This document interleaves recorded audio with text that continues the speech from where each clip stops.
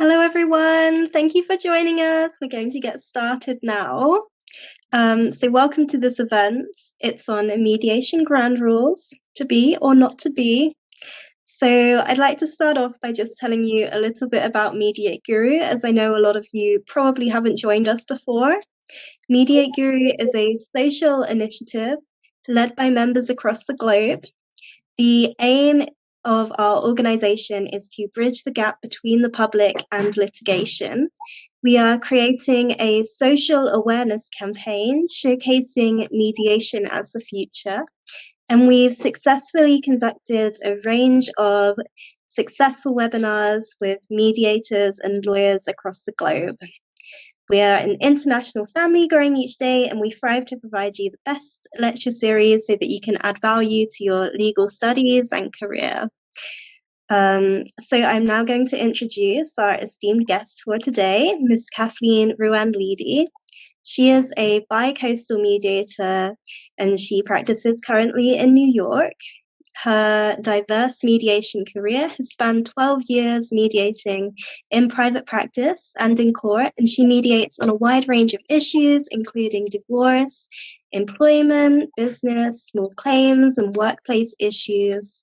She also teaches the 40-hour basic mediation class at Drake University Law School in Iowa.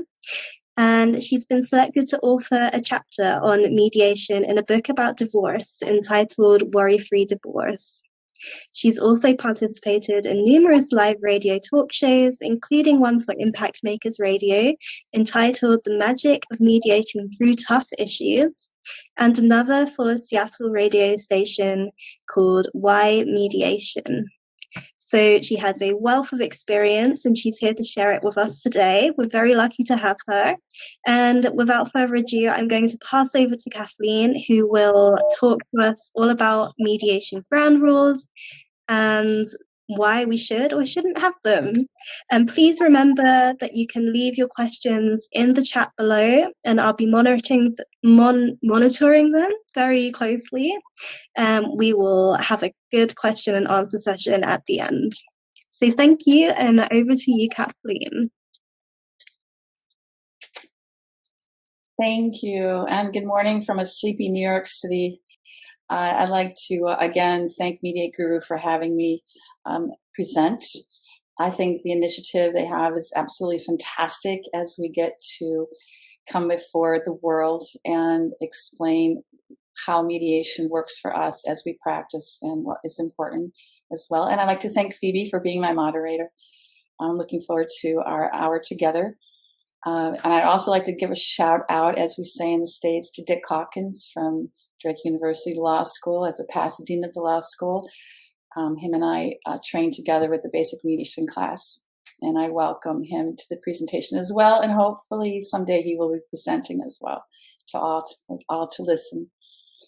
I'd like to get started with the presentation, and I'm going to click on it right now. And this is going to be an interactive presentation where I call it, if you look at the bottom of the screen, it's a 30-30 interactive, hopefully, a toolbox session. I call it the toolbox, the mediator toolbox. It's where our skills are kept. And as we listen to other mediators speak about their practice and what works for them, I think we pick up tools that we can use. I think that we put them in our toolbox. Some tools we use a lot, often, some tools we don't use after a while because our mediation is a practice and we learn new things as we move along. The 30-30 is exciting for Phoebe and I because of the fact that we're hoping to get a half hour of questions in about the topic, mediation ground rules to be or not to be. Last month when I lectured, I made a statement that shocked a lot of people, saying my statement was that over 700 cases of mediating, I have never used a ground rule. I have used ground rules and I've been mediating with co-mediators, but it's always been the ground rules they have set. So hence we have this topic today. And I welcome all of you across the globe. And I know it's evening or afternoon for you. And I hope that we enjoy our time. I want this to be a lively session. I want a lot of integrity, and I'm looking forward. So let's move forward here with this.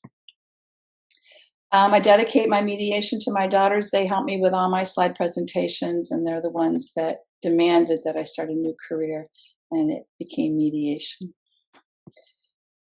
Those of you that have ground rules that work for you really well, we want you to let us know in the chat. We want to know what's the structure that you depend on to help people feel safe and heard in the mediation process. So please come on board with us, and we'll talk more about the topics that you have to present, to share with us, because I think that's as valuable as what I have to say. We can all learn from each other, and I'm looking forward. My bio is very long because I've said yes to everything anyone's asked me to do in mediation. And I've also put at the top of my bio my experience of being a high school teacher and a coach of multiple sports, which leads me to the next slide where I talk about I literally have had over 30 years of experience of making rules for others. Sometimes we won a championship with those rules. Sometimes people got really upset with the rules. Often people shut down, especially my high school students, when they heard rules. And sometimes people felt really safe and really happy. The point is that all of these ranges of experience happen to people because of the rules and how they saw themselves fitting into the rules. I want to consider the mediation process before we look at yes or no to ground rules. So let's move forward with the process itself. Mediation has two branches that actually contain a pledge and a structure. The pledge has to do with values, and the structure has to do with the process. So let's look at the values that need to be honored and upheld in mediation. The pledge talks about what we almost promise to people as our core concepts of mediation. We pledge neutrality in the process, neutrality as a mediator. We pledge confidentiality to people, especially in private sessions. We say that mediation is voluntary. People can walk away from the table if and when they'd like to, including the mediator. We also talk about self-determination, where we won't make any decisions for parties sitting at our mediation table. And informed consent is making sure that people have all the knowledge they need to have at the mediation table to make decisions for themselves, which often means people have to confer with their lawyer privately if a lawyer is present, or they make a phone call, or they need to go talk to someone else during the mediation. On the other side of the branches, we have structure, and the structure is a process that maintains order. Look at all that we're doing in the mediation process itself. We are welcoming parties. We have our mediators opening. We have a joint session of where the parties do their opening oftentimes. Then we break into possibly private sessions, which we call caucus, or continue to discuss in the joint session. Then we have discussions of the disagreements. Then we have agreement writing. Then we have wordsmithing. Then we have the document itself that gets drafted. There's a lot of structure in these two branches of mediation. And what I want to stress here is that all of this is happening at our mediation table, as I would like to say, as I call it all the time, the mediation table. What a mediator is not at that mediation table, a mediator is not a judge. A mediator is not a referee, and we don't want to be put in those positions of becoming the judge of what's happening at the mediation table or the referee of the mediation process. We're going to go ahead and talk about thoughts to consider with ground rules. What are the systems that are in place? What are we looking for? Compliance? What is our perspective of what's happening with potential ground rules? We have to understand that we have two systems that are colliding in mediation. We have parties that are bringing their disorder of their chaos and their conflicts to an orderly mediation process. I just showed you above that our mediation has a process that has stages and steps to it. It's orderly. The mediation is accepting the disorder of the conflict between the parties, all of their chaos comes to our mediation process, and there can be a struggle to maintain order. I like to look at physics, and I am just fascinated right now with the energy of physics and how it applies to mediation. In physics, they have a law of entropy, which discusses order and disorder. On the other side of the not so delicious latte that's happening in our mediation process, we have to understand as mediators, what do we want for our parties? Do we want our parties to fit into our mediation process, which is compliance right away with our ground rules? Or are we looking for our mediation process to fit around the parties, which offers integrity? For me, that is the big question that we have, because we don't have time most of the time to build a relationship with parties, but we do have time to let people be themselves at our mediation table. We do have time for their integrity to show up. Moving on, we're going to look at these ground rules, and I want to spend a lot of time with these slides because will these ground rules ensure order if they are perspective-based? Look at some of these common ground rules. Look at these words. We will be respectful. We will not raise our voices. We will mediate in good faith. We will not use insulting words, and we will be transparent. All these words are perspective-based. So my questions, I have a lot of questions about this. What is going on here? What does this really mean? First of all, who gets to decide what's respectful? Is it for the mediator? Is it for the parties? Is it for everyone? And look how what is insulting to one person might not be insulting to the mediator. It's perspective-based. And what are we doing here when we have all these ground rules up front? We're actually putting these out on the table. We're looking for a head nod or a verbal agreement from parties. And we're saying things that we want them to give us a nod to before the process can continue. Some of these things I do as a mediator. I will interrupt if I need to. I might not be considered respectful at times. I may raise my voice in a mediation if I think it's necessary. So I want us to really understand that when we put these ground rules out, we are actually creating a sandbox experience, as I like to say, where people need to play well with these rules that they've agreed to up front. And if they don't play well with these rules, what's going to happen next? What does this even mean? And what does this mean for the mediator? When I train, I ask people, does this mean you as a mediator, you don't have confidence in you maintaining the process? Does this mean that you need to have a head nod to these agreements, to these rules before the mediation process can begin? So I think this is very, very provocative. It's not very easily understood, and it makes people potentially agree to something they don't even need to agree to as the mediation proceeds. So what does this all mean, and for whom? When we look at ground rules, yes, they seem to be very, very common and necessary. And we see here that there are a list of rules, and the rules are expected to be kept. And mediators feel very comfortable because agreed upon rules are often the first agreement. I've been in mediations where I've heard mediators say, well, congratulations, you now have your first agreement. And mediators feel comfortable saying that. Also, agreeing to rules in the beginning of a process means oftentimes that everyone thinks that parties are on the same page, that it's going to help with communication flow. These rules are identifying the norms of what our future forward is going to look like in the mediation process, and we feel a bit of safety.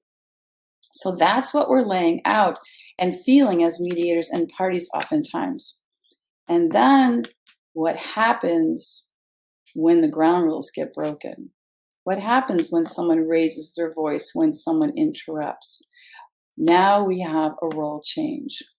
First of all, we have the judge or the referee. On the left, we have the gavel. Who becomes the judge in that mediation of who has broken the rule?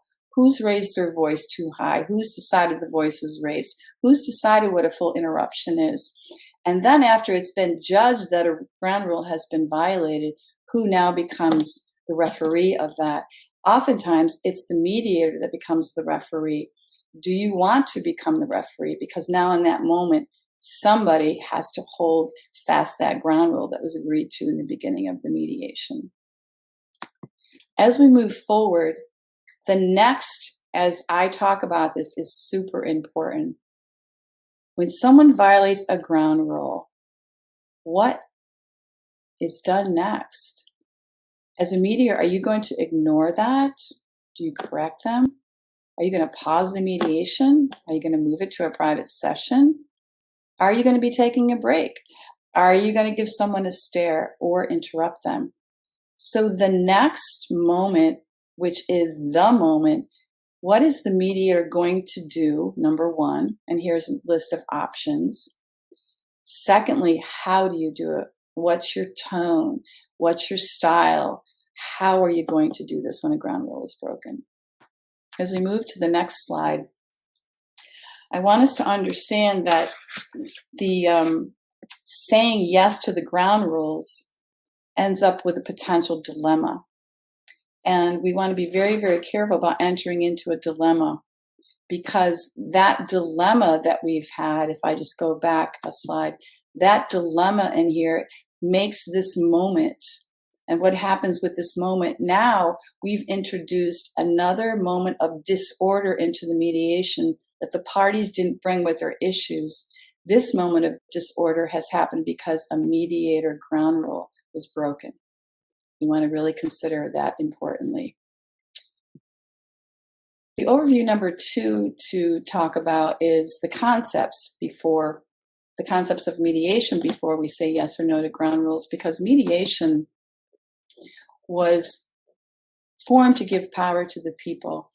It was formed to override supremacy of the courtroom. It was a neighborhood concept that was designed to foster collaboration and comfortability. Here in the States is what I'm talking about.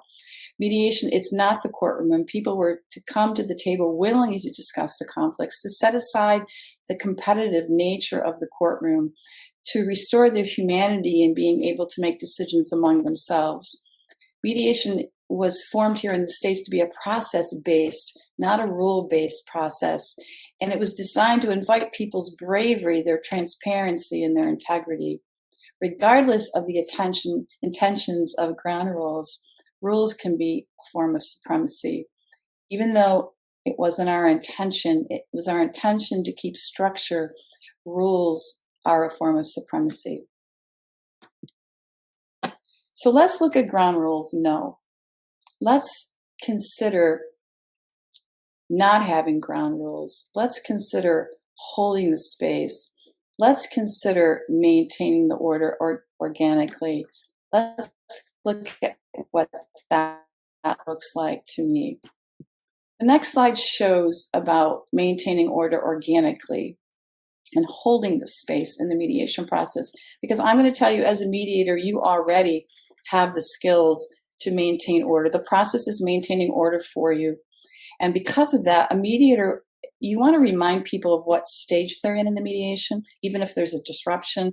We're now in this stage of the mediation. Thank you for what you've said. I want to let you know that we're going to address your issues that you've just brought up now in the next session of the mediation stage, which is this stage. So we're going to deal with that in a moment, but right now we're in this stage.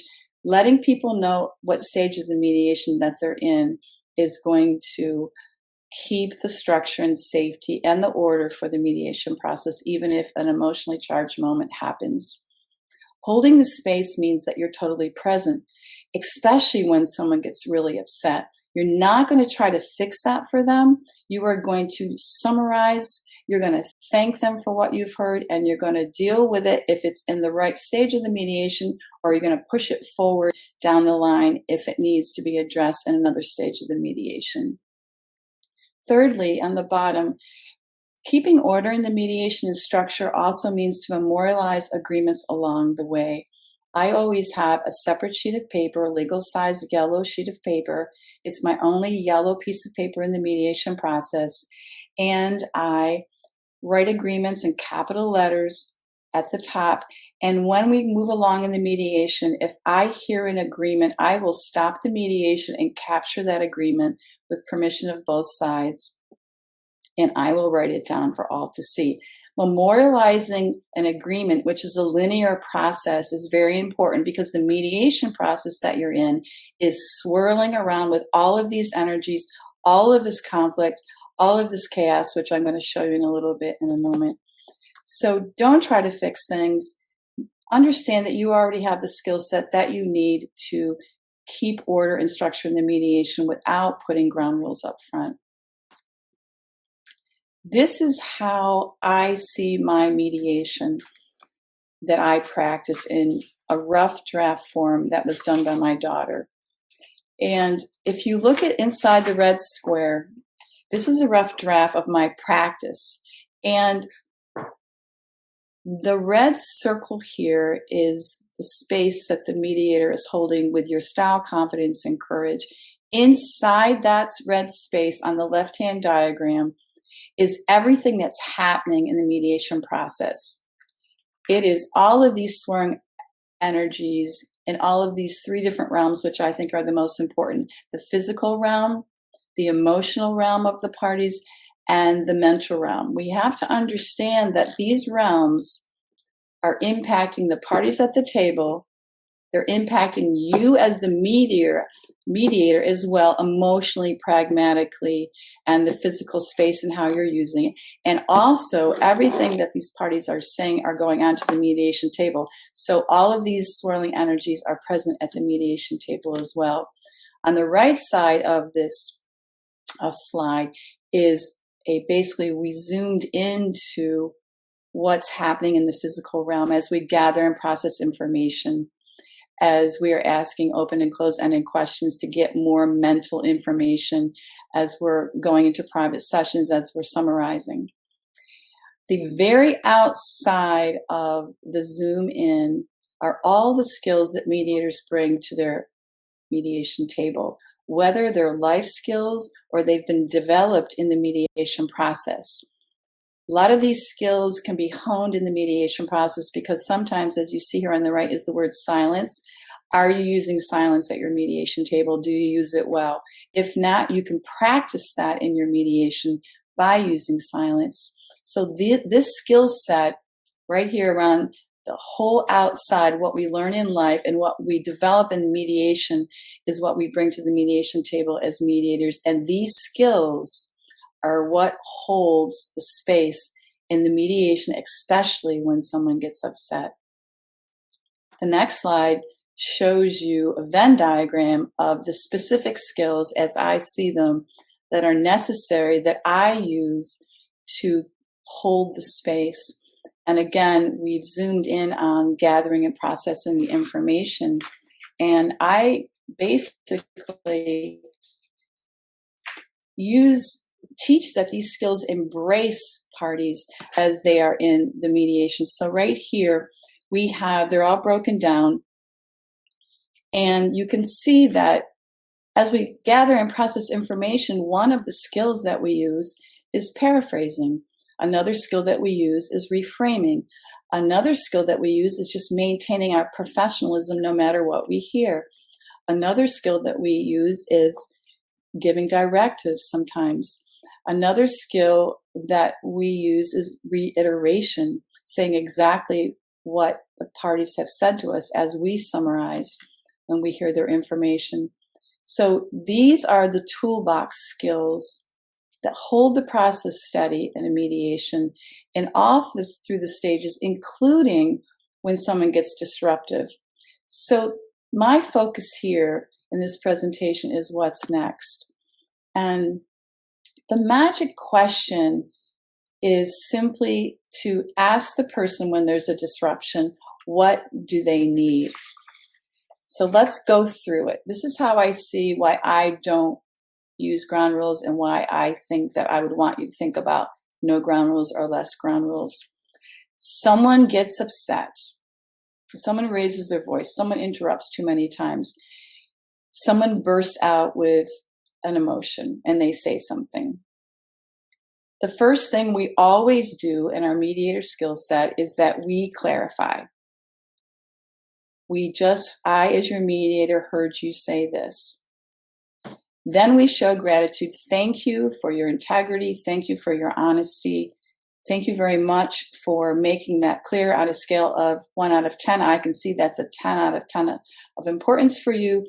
And now this becomes the magic question. Simply ask the person, what do you need right now in this mediation?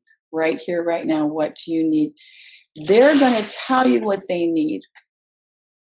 And when they tell you what they need, we now have a ground rule that was established organically in the mediation, that was created because of a need of one of the parties.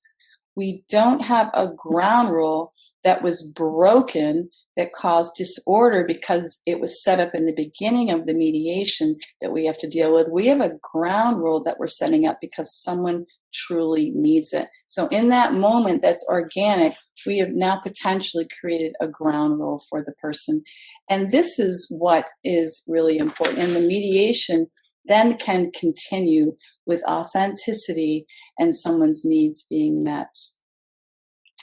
So with all of that said, I'd like to go to actually the next half hour, which is working out great, to any questions or comments that are being said by the listening audience. And let's go ahead, Phoebe, and proceed with this part of our mediation presentation. Let's see what people have to say to us out there. And I'm going to really answer these questions from my perspective. And I hope that, again, this is just a lively topic that we can discuss, and maybe we can add skills to our mediator toolbox. Thank you, Kathleen. That was a really insightful presentation. We do have some questions for you. So in your experience, you've talked about how you personally don't use ground rules, but several people have been asking, what happens when a party does break the ground rules? Can you share an experience of where you've witnessed this and what happened next? Yeah, I mediated last week with a co-mediator. And one of their ground rules, which then became my ground rule, right? Because we're in the States, we have co-mediators, two people mediating together, and you have to work together as a team. So I heard my co-mediator say, our first name's okay, which is so common, Phoebe, is so common in the mediation process. And as soon as she asked that question, I kind of went, to myself. I was like, So immediately in the opening joint statement by the parties, the one person that had agreed to the ground rule of using first names called the other party Mr. Brown. I'll just use Mr. Brown, which was not his first name, Jim. So there's a broken ground rule right away. I waited for my co-mediator to correct, and she did not. So the second time went by with the Mr. Brown instead of Jim. Now, what's happening is that it's very formal. So to me, that party either was doing it as an offense or they needed safety, they needed distance, so they used formality. The third time it happened, and my co-mediator, who made the rule, didn't correct, I jumped in. So this is what I do. I always interrupt, and I never apologize. I'm running this process. I will interrupt if the mediation needs it, which is why I don't want to have a ground rule of no interrupting up front, right, Phoebe? So I always put my hand on the table, use my body, put my hand on the table. I said, excuse me, Sylvia, I'm just using a fake name. Sylvia, do you remember in the opening mediator statements that we all agreed, I didn't mention her, we all agreed to use first names. Nice and neutral, but my style of mediation is I hold people accountable. When I make people responsible for what they've agreed to be responsible for, that's my style. And she goes, oh, yes, that's right. I'm sorry. I apologize. She took care of that on her own. And then from the rest of the mediation on, she used his first name. That's Okay. an example. Thank you for sharing that with us. It sounds like an interesting experience to have had. We do have some more questions.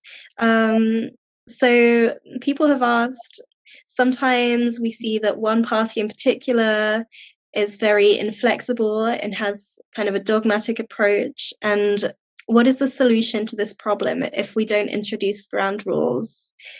Thank you for asking that question. Remember, being dogmatic is being pragmatic, which is being intellectual, which is being thought-provoking, and people have different mind styles.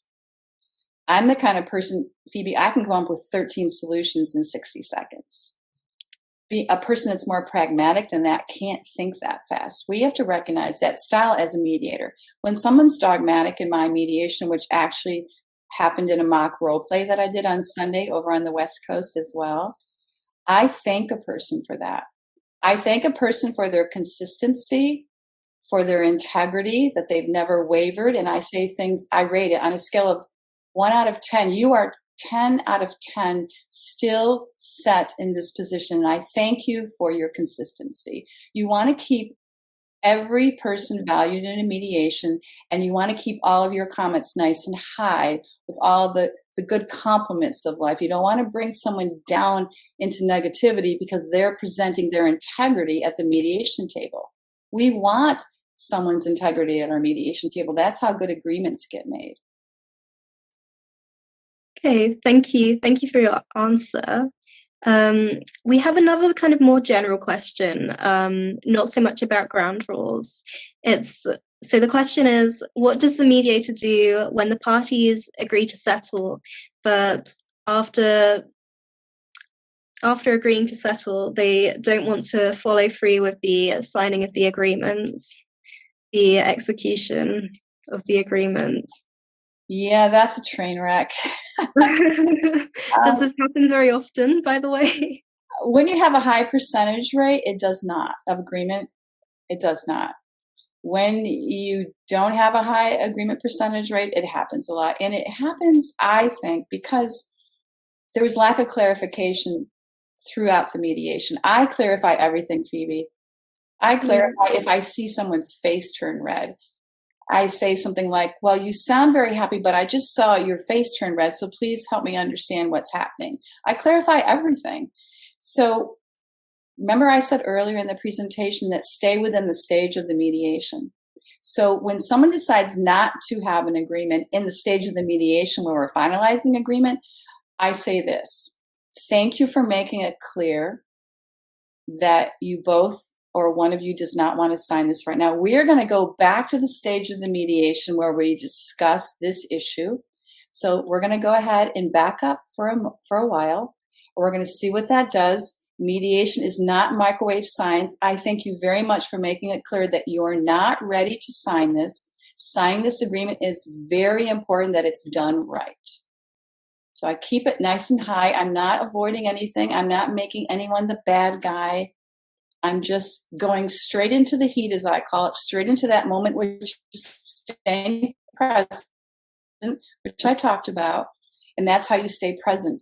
If people are struggling and really don't know what to do, they will go back with the mediator into that stage to try to figure it out. And then I will thank them for all the work they've done thus far that they've agreed to, and we will work on this one dilemma that's left. Okay.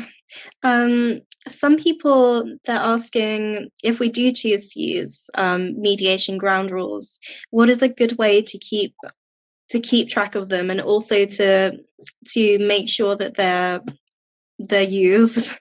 What would be a good way to control that? Well, remember, everyone, ground rules are used for structure. I'm saying in my presentation, let the need for the ground rule arrive organically at the table, and then you can ask the person what they need and put it in place. The ground rules that are up front, I see them as a soft demand, actually, by the mediator. I see it almost as a sabotage, because when that ground rule gets broken, now we have a moment of disorder that we have to fix as the mediator, because if you let it go, someone's going to use it against the mediator. Well, you said we agreed to this and you let them do this, and now we've got a moment of disorder that can get out of hand. So because ground rules are meant for structure, I would leave them alone if everyone's following the ground rule. I don't like to thank people for following a ground rule because I feel that it's patronizing. I don't like to patronize adults in mediation. When I train, I say, don't wag your finger at your parties like a first grade teacher. I say that when I train. I'm very blunt when I train. And so it's when ground rule gets violated. So now that's mediator intuition. It's how it feels in the mediation. Usually it's the mediator that will correct the party, but then it might be the other party that corrects the party. So somebody is going to decide to be the judge of that ground rule being broken, right, Phoebe? And they're going to decide to correct somebody. So now you've got a moment that you're going to have to go into the heat of that moment. Right then, Phoebe, mediators aren't mediating the issues anymore. They're mediating the moment. And that moment has to be handled well. So you've got to hold your party accountable. When you ask the how question, the what question, or the is question, is this ground rule that we agreed to, is this something of value that we still want in our mediation? You can't vilify. In the mock last week, I was vilified for being this pragmatic, person in the mediation. I felt bad. It wasn't even real, and I felt bad. I felt awful. I got mad, because I was doing my role. So we don't want to do that to people. We just want to continue to ask, is this ground rule still necessary? I would say that's probably the best thing to do. If one person says yes and one person says no, then that now becomes the moment that's being mediated. And you have to say, you said yes, you said no. What would you like to do in this mediation? This is where we are right now. What would you both like to do? And you've got to mediate that moment until it comes back to agreement again. So now we're wasting time in the mediation, remediating a ground rule that was agreed to because the first agreement they had was broken. So now we're mediating this side issue. That's why one of the reasons why I don't like putting ground rules up front. Okay. Some people are asking, in reference to your previous answer, when you said you sometimes like to compliment someone, thank you for your consistency, when they are sticking to one kind of approach and not really budging. Some people have asked, when you compliment a party for standing their ground and not shifting, how can we still move the mediation forward? That moves the mediation forward because I'm validating their position. When we all know as mediators that you're validating and you're clarifying. When you validate someone, they relax. And then you can ask, your own open-ended mediator question. Is there another way this issue can be looked at? You can ask open-ended questions. I think when I go to train and when I mediate with somebody else, they always say to me, boy, Kathleen, I really learned how to thank parties. Gratitude in a mediation process is really super important. We all know that when people come to the table with strong positions, it's a position and it's the interest behind the position that moves people. That's how mediation even works. So we want to validate everything, even if it is a strong position. Okay. Some people are asking more general questions about mediation. So one person has asked, could a mediator face consequences if it comes to light that they've been influenced by a party to the mediation, if they've been biased? I'm not quite sure what that question is asking right this very second, but what that brings up for me is I think the ground rules have a bit of mediator bias. That's why I said does a mediator need to feel safe in the mediation? Are they trying to control the party's behavior? Like, what's happening here? I've done a lot of mediation with people that have restraining orders on them. I haven't even used ground rules in those mediations. So I'm really challenging, my profession, my practice of mediators. What are you doing with these ground rules? So ask me the question again. I want to see if I can grasp it better. I think the question, what they're getting at is if a mediator in general, if it's proved that they've favoured one of the parties over the other, then what could happen as a consequence of that? Would there be repercussions? So if their perception is that they think that the mediator is favoring somebody, that's very important to clarify. Thank you for your honesty. I just heard that you've said that you really think that I'm perceiving.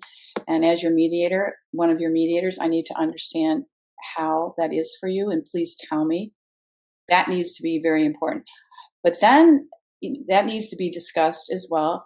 I had a lady yell at me one time, the first time I was yelled at, Phoebe. And this is why I say mediation is a practice. We pick up skills as we mediate more often. A lady screamed at me from down the end of the table in court south of Boston. She said out loud in front of everyone, "This is the worst mediation I've ever been in." No. Yes, to me. I was co-mediating. But she was talking to me. And you know why she said that? Why? In a moment, but I froze inside. I froze. And this is why I said you need skills in your toolbox. And I went back to the pragmatic process of the mediation. I said, so thank you for telling me. I want to make sure that we're still clear. In the opening statement, you said that you wanted to work on communication skills with your husband. She said, yes. I said, we're in the part of the mediation, we're working on the communication skills. Are you sure that you still want to work on these communication skills? Because she realized, she brought up communication skills, but she started to realize that she wasn't so good at communicating, so she kind of blew up, which is okay. It's okay for people to blow up, but it scared the heck out of me.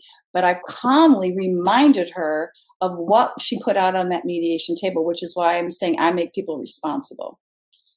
If the question is about if a mediator really makes a mistake, like I've had mediators make a mistake with me, they disclosed information in the private session, the caucus, that was confidential to the other side. And I've sat there and went, oh no. If there's been a true mistake, a mediator needs to take responsibility for that and needs to go to the other party and say, look, there has been a grievous error in the mediation and it was made by us, the mediators. Explain the mistake, not single out the mediator that made it, explain the mistake and say, and ask them, do you still want to proceed forward? We profusely, I use the words profusely apologize. When I don't understand someone, I say I profusely apologize. And that's how that mediation can move forward if the parties want to. I've never had anyone say that they did not want to move forward after a blow up. Wow, that's some good insight and also advice for our students who might be looking at a career in mediation. I'm sure that we can learn a lot from your experience. We have a question. So if you don't start with ground rules, how would parties know or understand the process that they're getting into? Because we are explaining the process. In the States, we introduced the mediation. We introduced the concepts of mediation, neutrality, confidentiality, self-determination, being voluntary, having informed consent. Those are the concepts or the principles of mediation. And then we introduced the process of mediation. We're going to start with the mediator's opening. We're going to start, and then we're going to move to the opening joint session, and then we're going to possibly move to private sessions, which are called caucus, which you have an extra layer of confidentiality. Then we're going to start to come back together and work on the deal of getting to an agreement. We thank you for the disagreements. They're very important because we need them to actually craft an agreement. So keeping order is about explaining every single stage. Now we're leaving the process of the opening joint statement. We're going to move on now to this. I'm always explaining where we are. Mediators have to realize that explaining these stages keeps structure, it keeps order, it keeps people constrained, because entropy, if we're not explaining things, entropy partially says that disorder is going to turn into more disorder. We need order to keep disorder in kind of between. I say the river has to have banks when I train. We need to have the banks of mediation to keep things going. So I don't need the ground rules up front. I think they're actually a form of supremacy.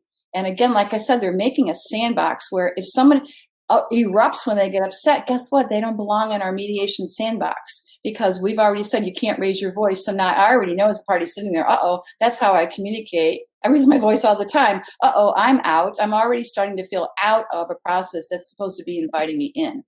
But people won't say that to the mediator. They want to just say, well, I raise my voice all the time. Usually parties will just sit there. I've done over 700 mediations. Usually they'll just sit there and nod their heads and agree to these ground rules. They really don't they don't want to keep, or they can't keep when they get emotional.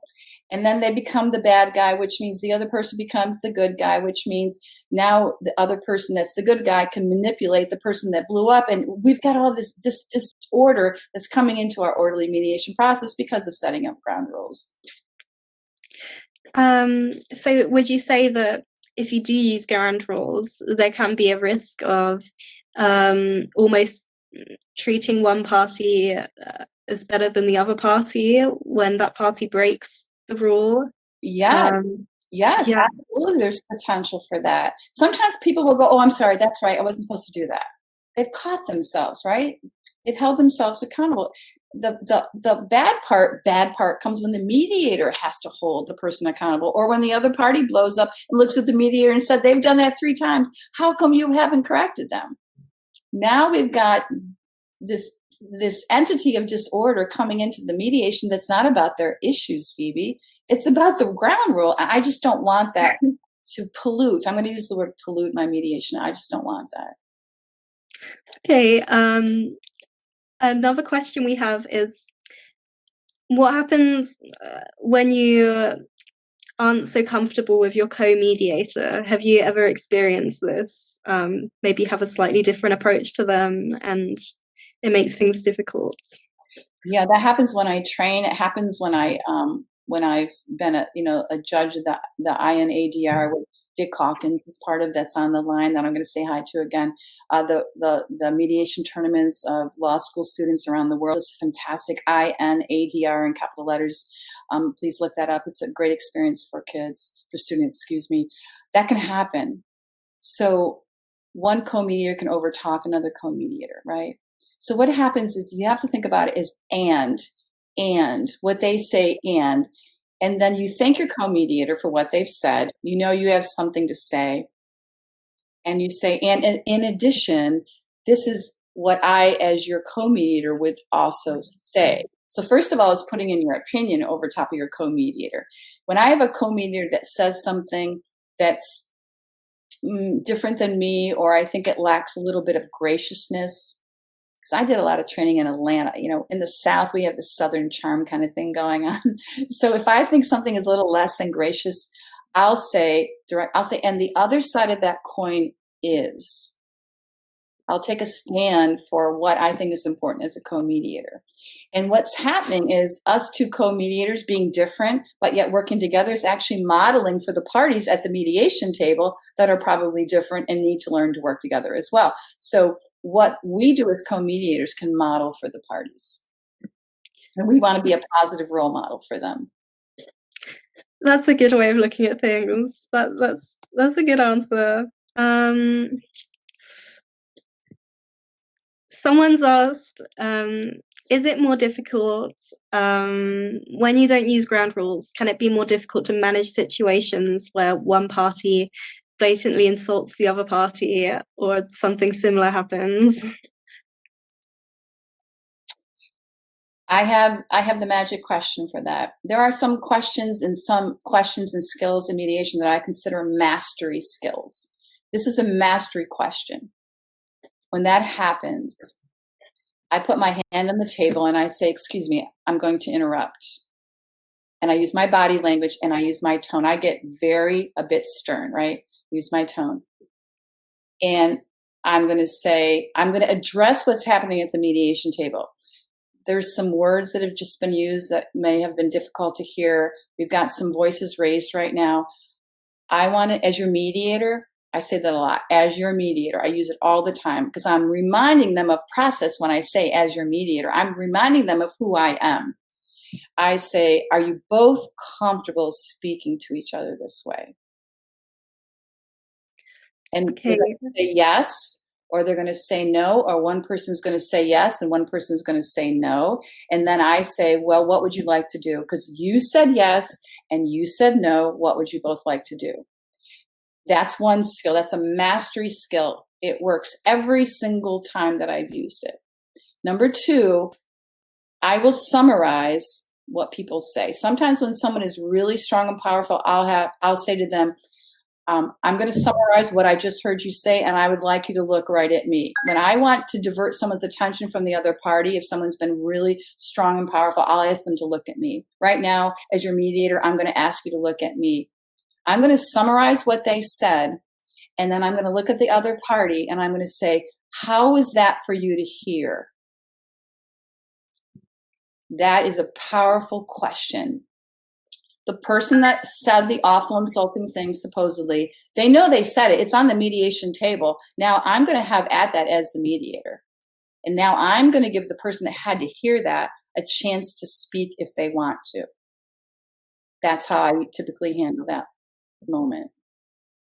Thank you. I think we have one final question from our viewers. So a lot of our viewers, it seems like they're still considering using ground rules themselves. Someone has asked, how can you effectively communicate your ground rules as a beginner mediator? What would your advice be to someone who is going to use ground rules, and how best to introduce them? Mediators have to remember that they're always running the process. They're in charge of the process. So if they're going to put ground rules on the table, they're going to have to name their ground rules. And if you're going to have ground rules, I would say make sure they're super important and know the reason why. And then I would also say that you need to have a venue of when those ground rules aren't followed, how are you going to deal with it? So thank you for agreeing to the ground rules in this mediation. I'm going to let you know as your mediator if I think a ground rule is not being adhered to, I'm going to go ahead and interrupt the mediation and just remind us of the ground rule that's on the mediation table. So what happens, Phoebe, is you want to always try to take shame and guilt and burdens away from mediation parties at the table. This is what I always try to do. So I blame things on, like, this is our mediation table. The mediation table, because it's mediation, that's why this is okay. Because this is mediation, these are our ground rules that the mediation table needs. I like to blame things on the mediation table.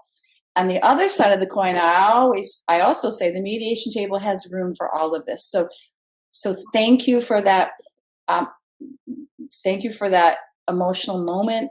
I can see saying that was really important. I just want to let you know the mediation table has room for this, and this is what I heard you say. When I train people, I always say never ask a question. You don't have permission to even ask a question until after you've summarized. So with a ground rule in place, you need to know how you're going to enforce the ground rule. You're going to need to remind the parties up front that I will interrupt the mediation process, not you. I will interrupt the mediation process if a ground rule gets violated and I think that it's interfering with the mediation. Because sometimes people can interrupt like ever so briefly and it's not a big deal. And I just, it just keeps on going because people, just want to say something and then they catch themselves. All those kinds of things are happening. The point of the ground rule is to let the mediation process flow. It's for structure. So let people know ahead of time what you're going to do if the ground rule gets broken. Some mediators on my LinkedIn profile say that they let parties come up with their own ground rules. That's a great question. What ground rule do you need at this mediation? What ground rule do you need at this mediation? Do you both agree to the ground rules that are needed? That's another way to handle it. I am very structured in the way that I mediate. I just consider the organic moments of mediation incredibly important as well. Therefore, I wait for something to happen in the mediation before I decide that I need to handle it. And then I just handle it. I call it go into the heat. I just go into the heat and I'll say things like, all right, so I'm going to pause the mediation. I'm going to take responsibility, Phoebe, for interrupting a mediation. I'm going to take responsibility for holding someone accountable for ground rule. I take that all away from them so they don't feel the burden. I want them to come to the mediation to discuss their issues. Everything else, I want to clear a path for them. I don't want to burden my parties. I don't want them to feel left out. And, we all have mediators, we all have stories. We just all have stories about people. Like, I can share a story because instead of judging as mediators, we just want to be curious. For example, unless we have another question, Phoebe, I can tell a story. We don't actually have any more questions, so yeah, go ahead. So I'm in court south of Boston, and there's a man screaming out in the hallway. His case comes up for mediation, and the clerk gives me the case, and my case is the man screaming in the hallway. He's screaming at his wife and daughter. And, it's really easy to judge that. And as mediators, we don't want to do that because, remember, Phoebe, we're not the referee. We're not the judge. We're the mediator. And it's our job to be neutral, which means we're neutral.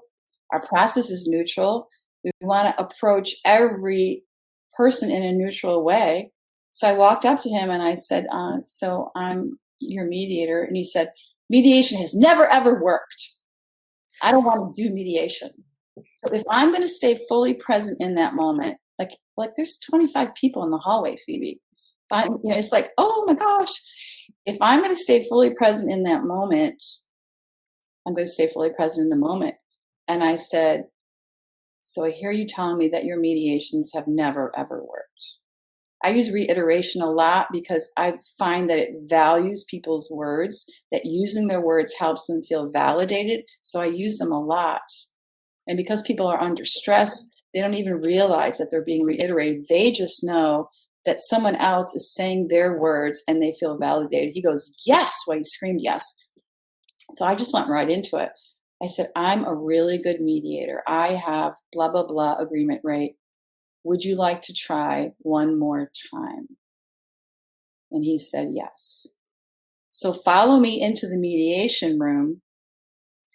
It's a child support, mediation to raise the child support for a daughter that's in college. Follow me into that mediation room. And we get in, the opening joint statements, all of that. The people tell their side of the story, all of that. And then we get into the private session. So in the private session, he said, this is my private session? And I said, yes, absolutely. He goes, well, you want to know why I'm so upset?